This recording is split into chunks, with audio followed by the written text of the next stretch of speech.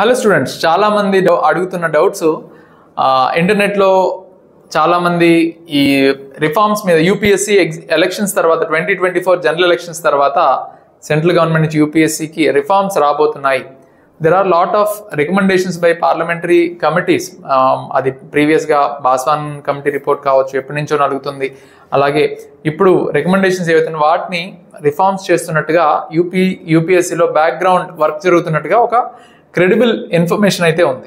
So అసలు ఏంటి, ఏ changes రాబోతున్నాయి, అసలు ఎందుకు రాబోతున్నాయి అనేది ఒకసారి మనం ఊరికనే జస్ట్ తెలుసుకుందాం.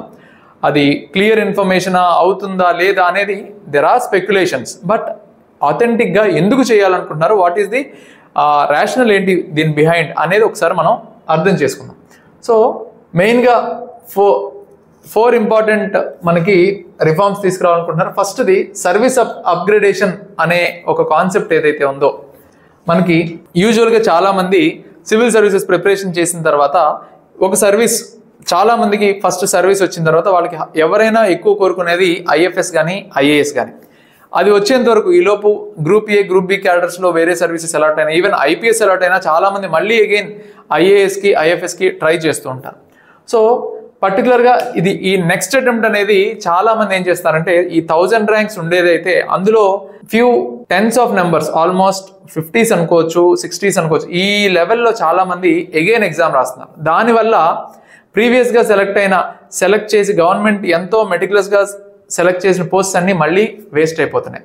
So as per vacancies government fills చేస్తుంటే సెలెక్ట్ అయిన వాళ్ళు మళ్ళీ వేరే సర్వీస్ కోసం మళ్ళీ ఎగ్జామ్ రాయడం వల్ల వాళ్ళు సెలెక్ట్ అయ్యి ఆ ప్రాసెస్ అంతా పాస్ అయ్యి మళ్ళీ వాళ్ళు బయటకు వెళ్ళిపోవడం వల్ల మళ్ళీ వేకెన్సీ ఫిల్ అయిపోయి అడ్మినిస్ట్రేషన్లో చాలా గ్యాప్స్ వస్తున్నాయి. కాబట్టి ఆల్రెడీ ఇప్పుడున్న పరిస్థితి ఏంటంటే, సర్వీస్ అప్గ్రేడేషన్లో మీకు ఐఏఎస్ కానీ ఐఎఫ్ఎస్ కానీ ఆల్రెడీ వచ్చేస్తే ఫస్ట్ అటెంప్ట్లోనే, ఒకవేళ మీరు ఐఏఎస్ మీరు అనుకున్న స్టేట్ క్యాడర్ వస్తుందా రావట్లేదా ఇలాంటివన్నీ క్యాడర్ అలొకేషన్ గురించి కూడా ఆలోచించుకొని, ఒకవేళ మీరు వేరే స్టేట్ క్యాడర్ అలొకేట్ అవ్వాలి అని అనుకుంటే ఫస్ట్ ఈ ఐఏఎస్ అండ్ ఐఎఫ్ఎస్ కనుక మీకు వస్తే మీరు రిజైన్ చేసే మళ్ళీ ఎగ్జామ్ రాయాలి, లేదా మీరు లీవ్ పెట్టి రాయడానికి ఇలాంటివి ఆల్రెడీ ఎగ్జిస్టెంట్ రూల్స్ ప్రకారం మళ్ళీ ఎలిజిబుల్ కాదు. అలాగే ఐపీఎస్ వచ్చిన వాళ్ళు కూడా ఒకవేళ మీకు స్టేట్ క్యాడర్ నచ్చక నాకు ఈ స్టేట్లో వద్దు వేరే స్టేట్ మార్చుకోవాలని మళ్ళీ రాసి మళ్ళీ ఐపీఎస్ సెలెక్ట్ అయినా స్టేట్ క్యాడర్ మార్చుకోవడానికి ఎలిజిబుల్ కాదు. ఇది ఎగ్జిస్టెంట్ మనకి ఆల్రెడీ ఉన్న రూల్ అనమాట. బట్ ఇప్పుడు నెక్స్ట్ ఏం జరుగుతుందంటే, ఆల్మోస్ట్ మెజారిటీ సర్వీసెస్, అది ఏ సర్వీసెస్ వరకు అని కాదు, మెజారిటీ ఆఫ్ సర్వీసెస్ మీరు ఒకసారి సెలెక్ట్ అయితే మళ్ళీ మీరు సర్వీస్ అప్గ్రేడ్ చేసుకోవాలని అటెంప్ట్ ఇవ్వాలనుకుంటే కంపల్సరీ రిజైన్ చేసే రాయాలి. సో రిజైన్ చేస్తే ఏమవుతుంది, మీరు రిజైన్ చేశారు కాబట్టి మీకు నమ్మకం ఉంది నెక్స్ట్ ఇయర్ మంచి ర్యాంక్ వెళ్తానని నమ్మకం ఉంది కాబట్టి మీరు మీ రిజైన్ చేసిన పోస్టు ఖచ్చితంగా మీ నెక్స్ట్ ర్యాంక్ వాళ్ళకి రిజర్వ్ లిస్ట్లో వేరే వాళ్ళకి ఇచ్చేయడం జరుగుతుంది. కాబట్టి ఆ గ్యాప్స్ అనేవి తక్కువ వస్తాయి. ఒకవేళ మీరు చాలామంది ఇప్పుడు చేసే మిస్టేక్స్ ఏంటి, నేను రిజైన్ చేయకుండా లీవ్ పెట్టేసి మళ్ళీ నెక్స్ట్ అటెంప్ట్ ఇస్తాను, ఒకవేళ అందులో రాలేదనుకోండి మళ్ళీ ఇదైనా ఉంటుంది కదా. సో దీనివల్ల చాలా గ్యాప్స్ వస్తున్నాయి. అవన్నీ ఇది చేసుకోవడానికి మళ్ళీ అటెంప్ట్ రివైజ్ చేసుకోవడానికి అటెంప్ట్ని బ్లాక్ చేస్తున్నారు. మళ్ళీ మీరు సర్వీస్ అప్గ్రేడ్ కావాలి అని అనుకుంటే, మీ కాన్ఫిడెన్స్ ఉంటే you have to resign and get in to examination attempt. అలాగే నెక్స్ట్ న్యూ సబ్జెక్ట్ ఇన్ మెయిన్గా ఆప్షనల్ సబ్జెక్ట్ అనేది ఎప్పటి నుంచో తీసేద్దాం అనుకుని, ఎందుకంటే చాలామంది ఆల్ ఇండియా ఈ సివిల్ సర్వీస్ ఎగ్జామ్లో ఆప్షనల్ సబ్జెక్ట్ చాలామంది ఆర్ట్స్ సబ్జెక్ట్స్ కావచ్చు, science subjects, for example mathematics అనే ఆప్షనల్ తీసుకుంటే ప్యూర్గా మ్యాథ్స్లో ఎక్కువ స్కోర్స్ వస్తుంటాయి, అదే అదర్ ఆర్ట్స్ సబ్జెక్ట్స్లో చాలా తక్కువ స్కోర్స్ ఉంటాయి. ఒకప్పుడు పబ్లిక్ అడ్మినిస్ట్రేషన్ చాలా హై స్కోర్స్ వచ్చేవి, తర్వాత పబ్లిక్ అడ్మినిస్ట్రేషన్ చాలా తక్కువ మంది తీసుకోవడం, మార్క్స్ సరిగ్గా రాకపోవడం, దానివల్ల క్రేజ్ తగ్గిపోయి అదర్ ఆప్షనల్ ఆంథ్రోపాలజీ సోషియాలజీ లాంటివి ఎక్కువ తీసుకుంటున్నారు. సో ఇలాంటి ఆప్షనల్కి సంబంధించి ఈ మార్క్స్ అటు ఇటు అవడం వల్ల రిజల్ట్ని చాలా ఎక్కువ ఇన్ఫ్లుయెన్స్ చేస్తున్నాయి. సో ఆప్షనల్ యొక్క ఇంపార్టెన్స్ ఏంటి అనేది కూడా ఒక పెద్ద క్వశ్చన్ మార్క్ అయిపోయింది. సో పర్టికులర్గా ఈ ఆప్షనల్ వెనకాలన్న రేషనల్ అనేది జస్టిఫికేషన్ అవ్వట్లేదు. కాబట్టి ఆప్షనల్ అనేది తీసేసి దాని ప్లేస్లో ఒక అడ్మినిస్ట్రేషన్కి సంబంధించిన సబ్జెక్ట్ ఒకటి తీసుకురావాలని చూస్తున్నారు. సో ఈ పర్టికులర్ ఆప్షనల్, ఫర్ ఎగ్జాంపుల్ మీకు all India first ranker Kanishka Kataria IIT Bombay student, తను కూడా మ్యాథమెటిక్స్ ఆప్షన్లో సెకండ్ అటెంప్ట్లో తను సక్సెస్ అయిపోవడం జరిగింది. అదే టైంలో ఆర్ట్స్ తీసుకున్న వాళ్ళందరూ, ఎందుకంటే మనం ప్రీవియస్ వీడియోస్లో చూసాం ఆల్ ఇండియా ర్యాంక్స్లో టాప్ ఫస్ట్ ర్యాంక్ నుంచి 1000 ర్యాంక్స్ వరకు ఇన్ బిట్వీన్ జస్ట్ 200 మార్క్స్లో ఉంటారు. ఒక్కొక్క మార్క్లోనూ 10 to 15 మెంబర్స్లో కూడా ఉంటారు. Based on their age rank అనేది ఇవ్వడం జరుగుతుంది.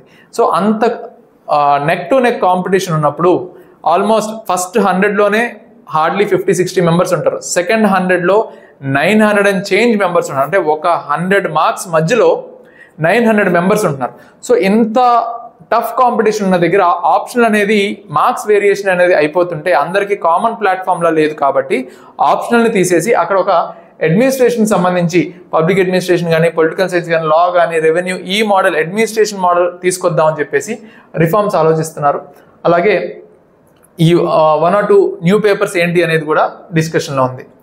అలాగే next last and final major reform మనకి రిడక్షన్ ఆఫ్ ఏజ్. ఇప్పుడు జనరల్గా మనకి ఏజ్ వచ్చేసి 21 ఇయర్స్ నుంచి ఓపెన్ కేటగిరీలో, సో ఇప్పుడు జనరల్ కేటగిరీలో ఓపెన్ కేటగిరీలో 21 ఇయర్స్ నుంచి 32 ఇయర్స్ వరకు ఏజ్ ఎలిజిబిలిటీ ఉంది.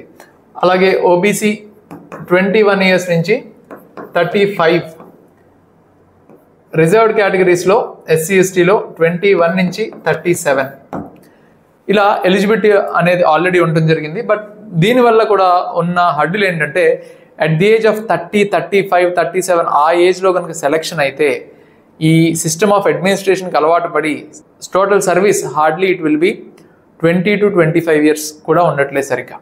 సో ఆ టైంలో సర్వీస్ ఎక్కువ కాలం సర్వీస్ అనేది లేకపోవడంతో చాలా ఇబ్బందులు వస్తున్నాయి. అదే 20 to 25 ఆ ఏజ్లోనే సెలెక్ట్ అయితే these aspirants will have around 35 to 40 years of service.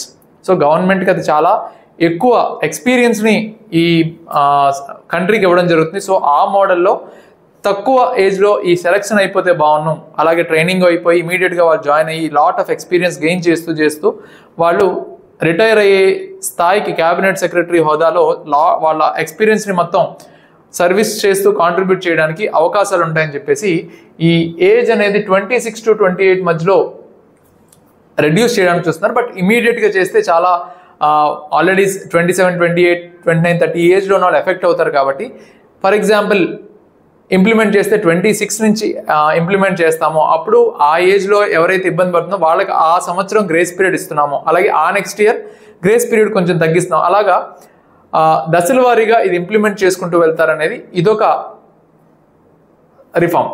So ఈ ఫైనల్గా ఇది చాలా రెవల్యూషనరీ రిఫార్మ్ అయితే కనుక చాలామంది చేయాల్సిన పనే ఉంటుందంటే సివిల్ సర్వీసెస్ ఒకవేళ సాధించాలి అనుకుంటే చాలా ఎర్లీగా ప్రిపరేషన్ స్టార్ట్ చేయాలి.